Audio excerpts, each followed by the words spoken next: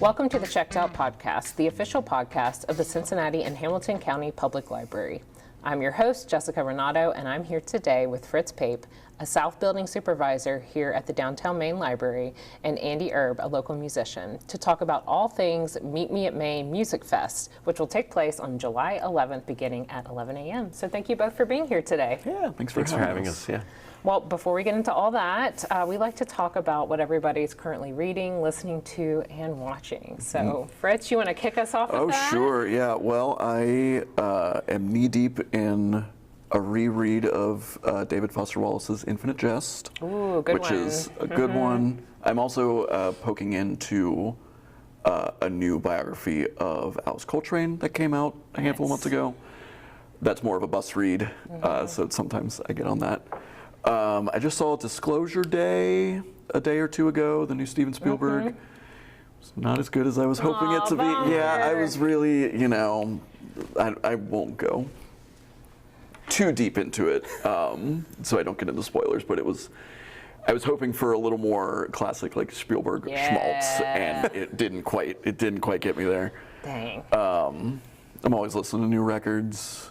The one I'm most stoked on right now is the new Horse Lords, Demand to Be Taken to Heaven Alive, which is one of the best album titles I've ever heard. But Horse Lords is the last and only rock band in America right now, and they are just like this incredible, like angular, shredding, like microtonal force. Not that you have strong opinions. Not that I have strong opinions or anything.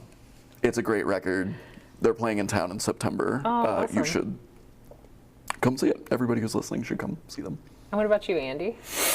So what was the question? What I'm What are you watching? reading, What am I watching, reading? listening to? Watching, listening to. In that order. One or all? Okay. Well, firstly, I'll admit that I'm watching Survivor a lot. Yeah. Oh, Old yeah. seasons, That used season to be 50, my show. right? I love that. Yeah. it's very fun. It's We're all very fun. we're on season 7 right now. You're on season- are you watching the Johnny whole thing? Fairplay. Oh yeah, man. Oh my God. Johnny yes. Fairplay and Rupert. That was a starting great to classic. season. Yeah, man. Yeah, it's it's the one great that I season. remember the most from like growing up, because Yes. my folks are like OG Survivor heads, Yes. you know. So I grew up watching it, and that is the only season I remember because of Rupert. funny. Okay. Yeah. Yeah. I watched it as a kid a lot, but I'm getting back into it with my girlfriend. I'm reading a couple of books, a couple of self-help books, too numerous to mention. And the other book that I started reading is called Super Communicators. I'm also in the middle of a book called Why We Make Mistakes, which covers basically what the title emphasizes, is just things and anomalies in our lives of why things happen and how they happen, and sort of deconstructing the source of problems and how they arise. Sounds very helpful. Yeah. That's great. I always feel like I'm sitting at the table with nonfiction readers, though we did get Infinite Jest. It's, I will say, I'm a big fiction reader, so I'm like, Okay, okay, okay, yeah. I normally, like historically, I'm a big fiction person. I love a magical realism. Yeah. But for whatever reason, over the past couple years, I've been like getting real into like essays, especially like music writing. Oh, I love that. Okay, yeah. Like longer form articles? Yeah, like, and I of course can't think of a single example off the top of my head. I picked up this incredible tome of a thing that's like a catalog of free jazz releases from the past like 60 years. And that's not really like reading material, but I am like flipping through. I'm like, oh wow, cool. Yeah, I just like old writings, especially writings from jazz musicians in the 60s and 70s, when it was kind of this like when they were doing this radical work and this new music. It's really interesting to like read the writings from then, like as it was happening. There's this really great collection of periodicals called Cricket that was like, I think it was like an 8-issue thing in like the mid to late 60s of exactly that, like New York jazz musicians in the new music at the time, just sort of like talking about it and promoting it. Wow. It's very cool. I will say, what I'm reading now does have a very strange musical tie-in, and that I am like all in on the Dungeon Crawler Carl series, and I am into the 6th one, which is called The Eye of the Bedlam Bride. But the character, it's a lit RPG. I don't know if you know anything about it. So it's like a video game in book form. Oh wow. This is Okay. Yeah. Denman, right? Yeah, Matt Yeah. Damon. And so, but in the series, Carl, they're in this dungeon, this alien, reality show dungeon where things happen like video games, but he can set traps, and the traps play stuff like Oasis to let him know that stuff is going to be happening. And it's like you never know like what top 100 song is about to start playing when he sets traps. It's great. So if That you're a is a music tie-in. fan, that's also a fun one to go Yeah. into. That rules. Okay, well, we are going to take a quick break and hear about some other things happening at the library, and we will be right back. Visit your favorite arts, cultural, and recreational attractions in Hamilton County for free with a Discovery Pass. With your library card, you can reserve a Discovery Pass for 15 local attractions, including the Cincinnati Museum Center and American Sign Museum. Learn more at chpl.org. Did you know the library offers free printing? Print up to $5 of documents every day for free. That's 20 color pages or 33 black and white pages. Additional pages are only 15 cents a page for black and white or 25 cents a page for color. Learn more at chpl.org.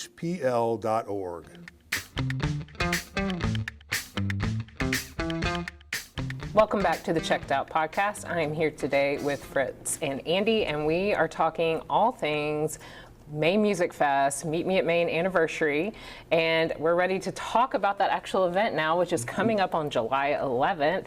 So could you tell us a little bit about what to expect from this? Yeah, so this is the first Meet Me at Maine Music Festival. This is the third anniversary of Maine's reopening from 2024 after the renovation, and this year we're celebrating it with this big music festival of local bands and musicians.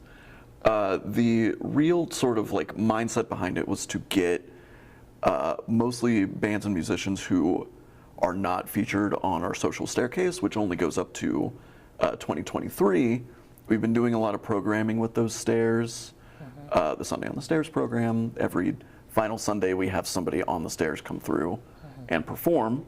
But I really was excited about the opportunity to bring folks who are not on those stairs to also be part of like making music at the main library. And we'll talk a little more about the social stairs later in this program, but for listeners who don't know what those are, there's a big, giant staircase at the downtown main library with different color genre slots of musicians that have local ties. So just for listeners' awareness, that is what we're talking about here.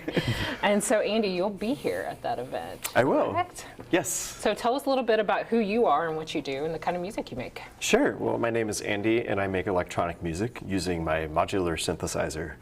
And that is about as open-ended as it sounds. I lean into really rhythmic and dancey sort of vibes.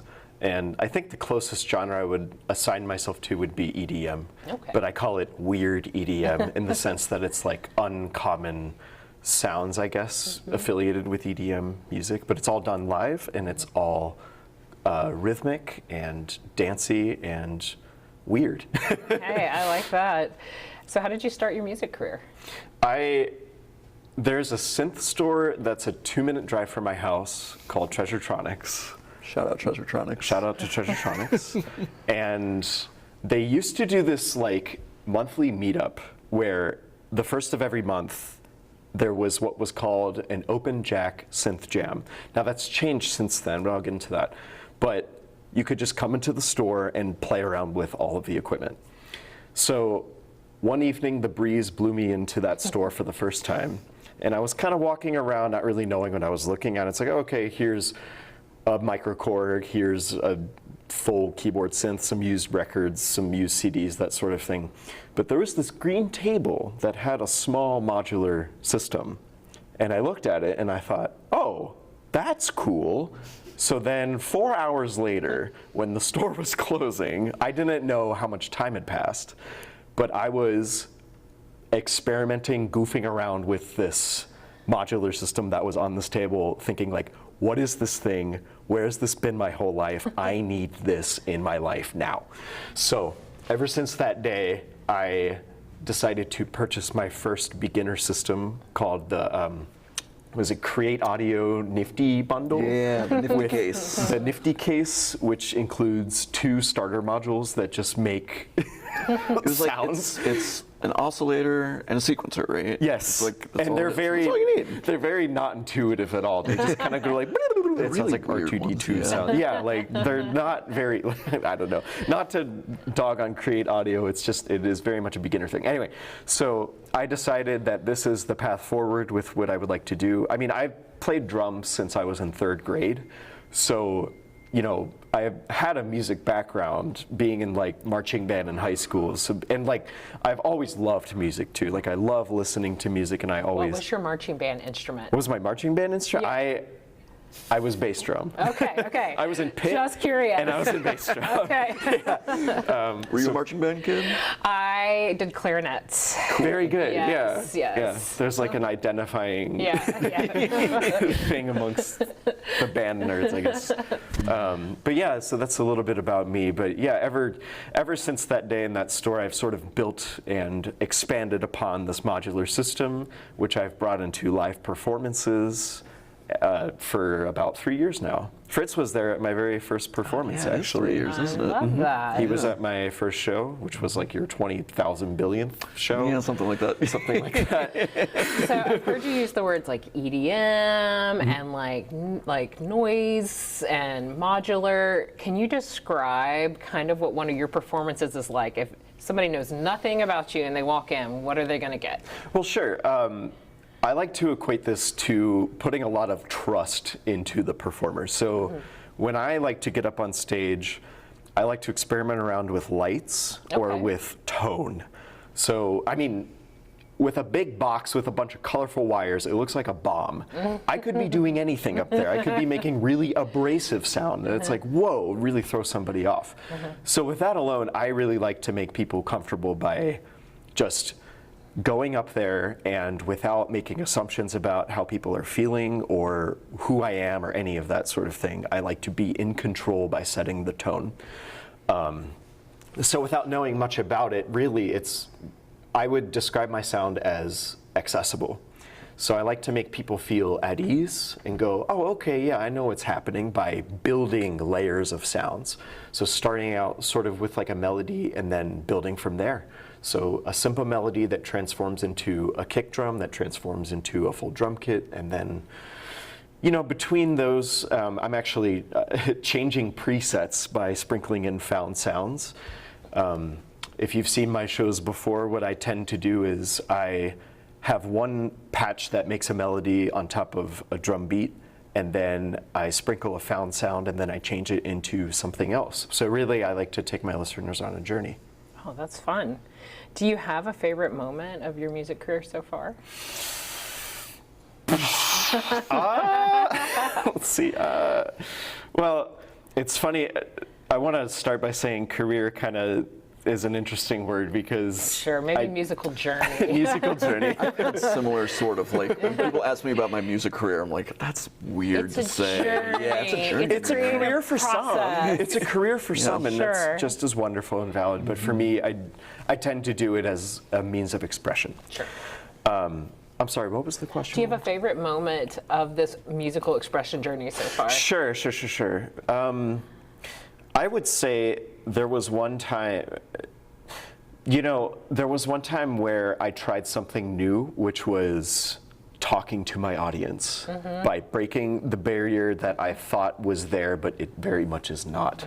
So instead of putting walls up and just being laser beam focused on my box of wires, one day I decided to get a microphone and actually talk to people. And by doing that, it transformed into something that was new, where I was like, oh, wait a minute, I can incorporate live vocals into my sets, and it actually it makes it something brand new. So ever since that day, I think that transformed everything. Very cool. Well, you'll be performing at the library, of course.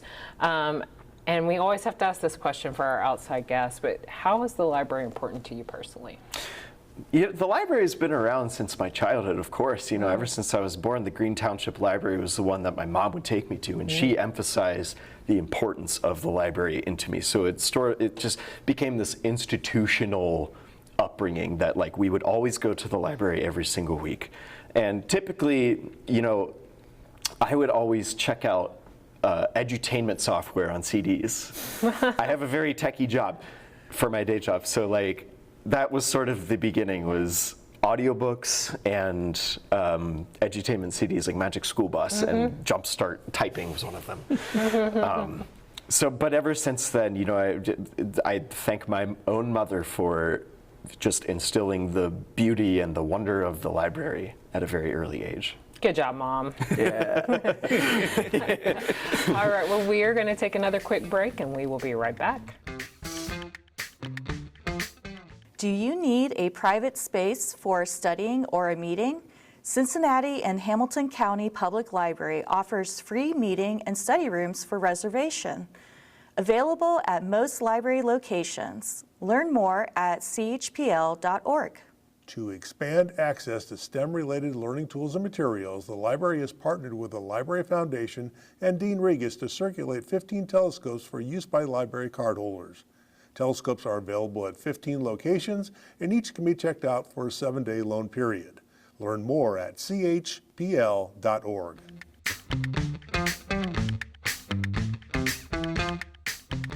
Welcome back to the Checked Out Podcast. I'm here today with Fritz and Andy, and we are talking all things Meet Me at Maine Music Fest, which is happening on July 11th. So welcome back, and we are ready now to talk a little bit about the Downtown Maine Library Social Stairs. Fritz, I know that you know a lot about this topic. Sure do. And I'm hoping you can tell our listeners a little bit about what these social stairs are and their significance, especially with the music community. Yeah, so the social stairs were part of the big renovation that we unveiled in 2024. It's a big staircase that goes from the atrium all the way up to the 3rd floor. And along the railings, there's about 1,600 individual lines and slats that have local musicians and records or songs that they put out here. And it's set up in chronological order, so it's sort of like a music history timeline. Starts in 1945 with Doris Day, goes up to 2023 with Siri Amani. There's also this really great color gradient to it. Each of the slats have a different color to them corresponding to the genre of that release. And you can see this really nice change in popular music in Cincinnati, going from sort of like country, western, and jazz to sort of rock and hip hop and electronic. It goes a really nice sort of yellow-green to blue-purple. As I mentioned earlier, we've been doing for coming up on 2 years now, lots of programming with, has it been 2 years or has it been 3 years? It's been 2 years. I am getting my timelines all cattywampus. Coming up on 2 years of Sunday on the Stairs.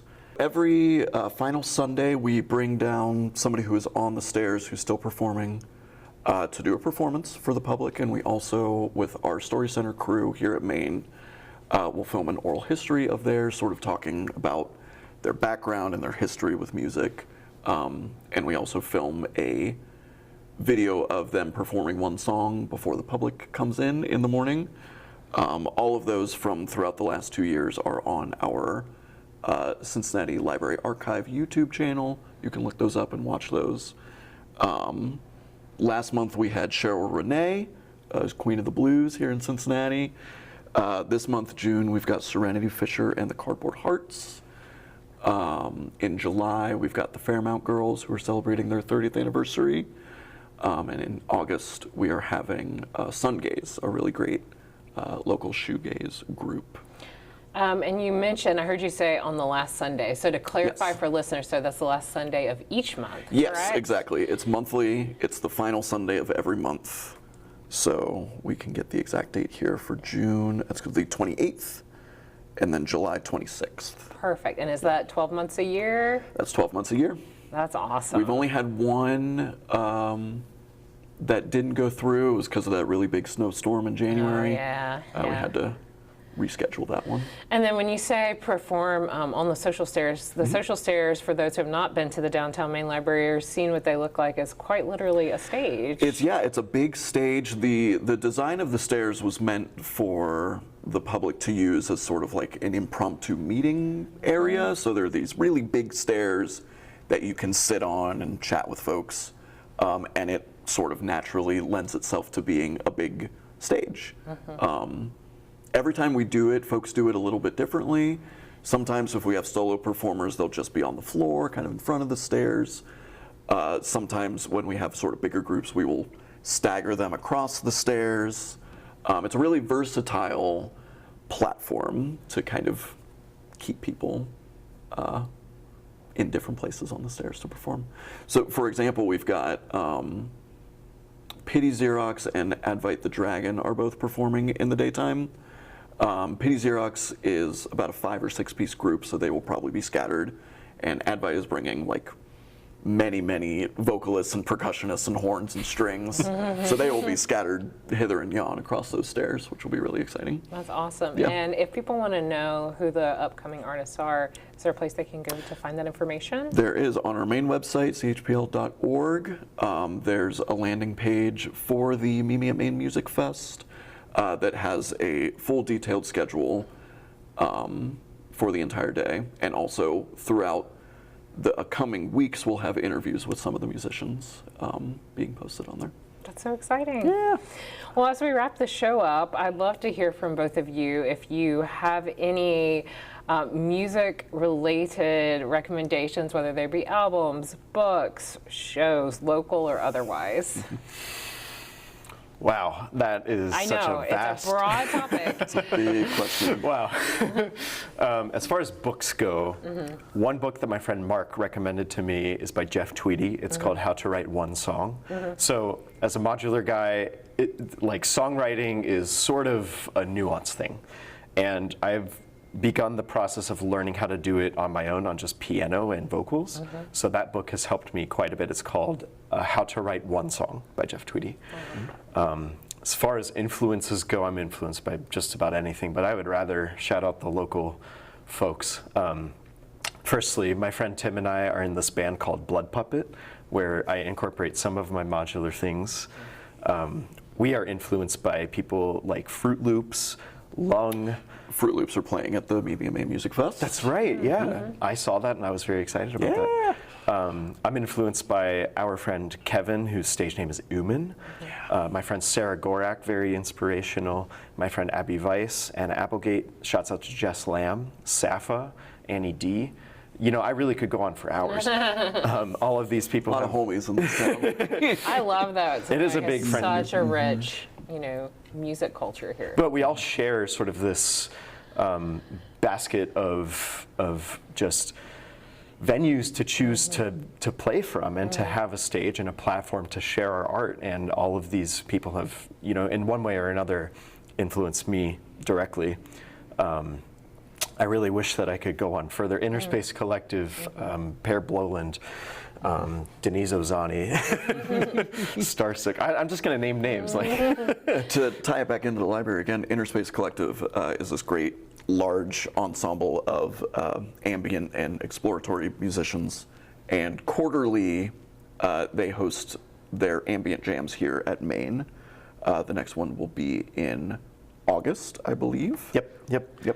So Ambient Jam is, you can be anybody without a music background at all, and it's a very approachable environment to participate in an active listening exercise where you can make sounds with an instrument or with found objects, but with the intent to create a relaxing participatory environment for an hour. One of the best library stories that I heard from one of the ambient jams a number of months ago. It's really, they come in and they come to the atrium and they set up in a circle, and it's very inviting. Like there's extra instruments around to play with, or folks are invited to bring their own. And one of our just library regulars came and sat in the circle for 20 to 30 minutes, just sort of listening.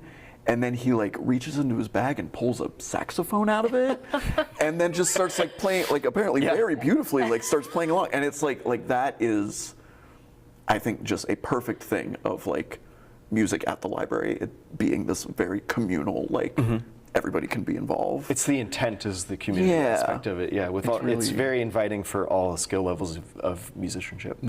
That's so It's really pretty too. Yeah, like, yeah. It's just it's a good time. There are moments where it can be intense. There are moments where it can be just very beautiful and relaxing. And I think our atrium space especially invites that sort of community approach, which is perfect, again, also for the Meet Me at Maine Music Fest.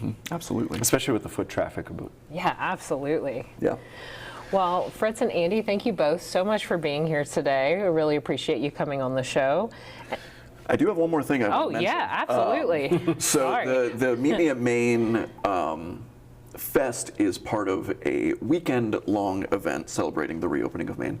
And on July 12th, the day after at 2 p.m., we're going to be hosting a panel discussion about the Jockey Club, which was this incredible, important punk venue just across the river in Newport, Kentucky, that closed in 1988. We're going to have a number of folks who were like performing at the venue and who just like went to the venue all the time.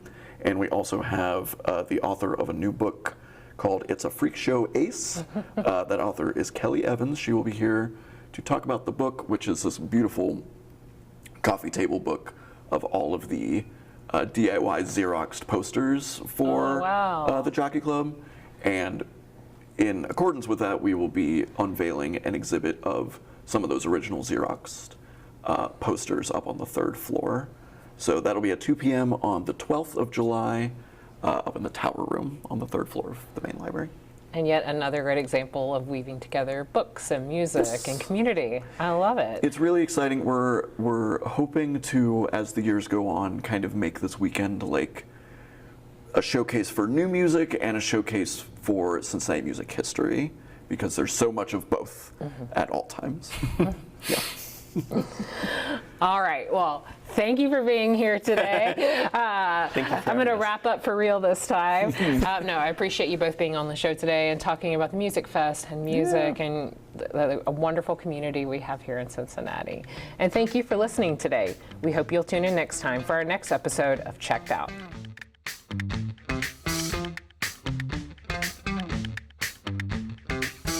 Checked Out is a podcast presented by the Cincinnati and Hamilton County Public Library. It is produced by Paul Wellington, sound engineered by Steve France, hosted by Jessica Renato, and supported by the CHPL brand team, as well as the hundreds of library staff across Cincinnati and Hamilton County. Thank you for listening. We'll see you next week.